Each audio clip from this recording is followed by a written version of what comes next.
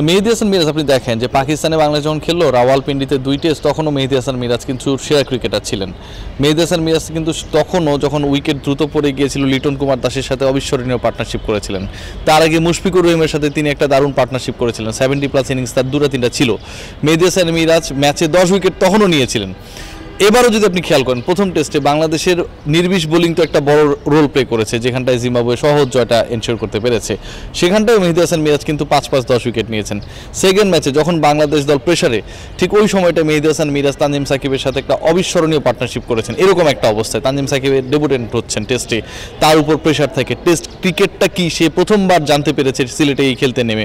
সেরকম একটা ক্রিকেটারকে নিয়ে মেহেদী হাসান মিরাজ তাকে চিয়ার আপ করেছেন, কেয়ার আপ করেছেন, নিজে রান করেছেন।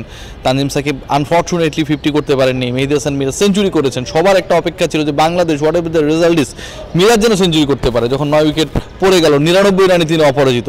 So Mehidy Hasan Miraz is a character, but সবচেয়ে বড় সমস্যা হচ্ছে এই ক্যারেক্টারগুলোকে আমরা আসলে প্রপারলি ইউটিলাইজ করতে পারি না।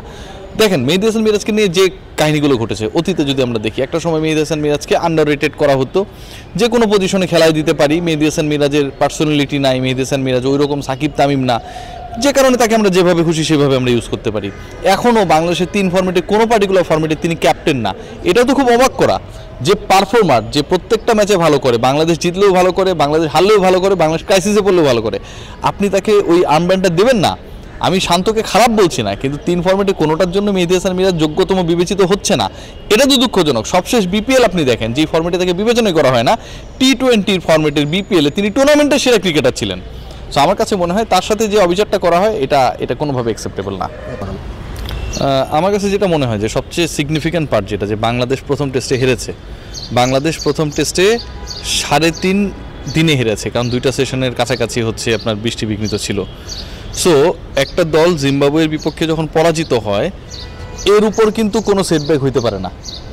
প্রথমত আপনি জিম্বাবুয়ের মতো একটা আন্ডাররেটেড টিমের বিপক্ষে খেলতেছেন, দ্বিতীয়ত এই দলের বাংলাদেশ দলের ক্রিকেটার, ক্রিকেট বোর্ড যে ধরনের ফ্যাসিলিটি পায়, ফ্যাসিলিটেড এরকম অবস্থায় নাই। তৃতীয়ত আপনি হোমে খেলতেছেন, আপনার পরিবেশে, আপনার চেনা অ্যাটমসফিয়ার আপনি খেলছেন। সেখানটায় যদি আপনি জিততে না পারেন, সেখানটায় যদি আপনি পরাজয় এড়াতে না পারেন, এর থেকে দুঃখজনক আর কিছু হয় না।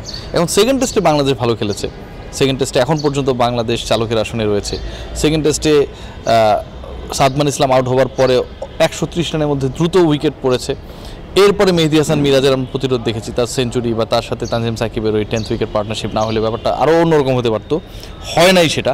কিন্তু এন্ড অফ দ্য ডে এগুলো নিয়ে আমাদের প্রিভিয়াস ব্যর্থতাকে আমরা ঢাকতে পারি না। আমরা করি কি, আমাদের রিসেন্ট পাস্ট অ্যাচিভমেন্টটাকে মাথায় রেখে আমরা যে আমাদের বাজে পরাজয়গুলো, বাজে ডিসিশনসগুলো, বাংলাদেশ দলকে সবচেয়ে বেশি ক্ষতিগ্রস্ত করছে যে প্রসেস, এগুলো নিয়ে কথা বলা বন্ধ করে দিই।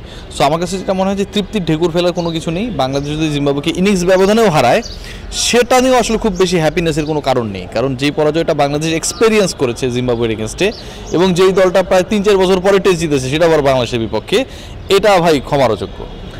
যদি আলাদাভাবে মেহেদী হাসান মিরাজের পারফরমেন্স নিয়ে জানতে চাই, তার পারফরমেন্স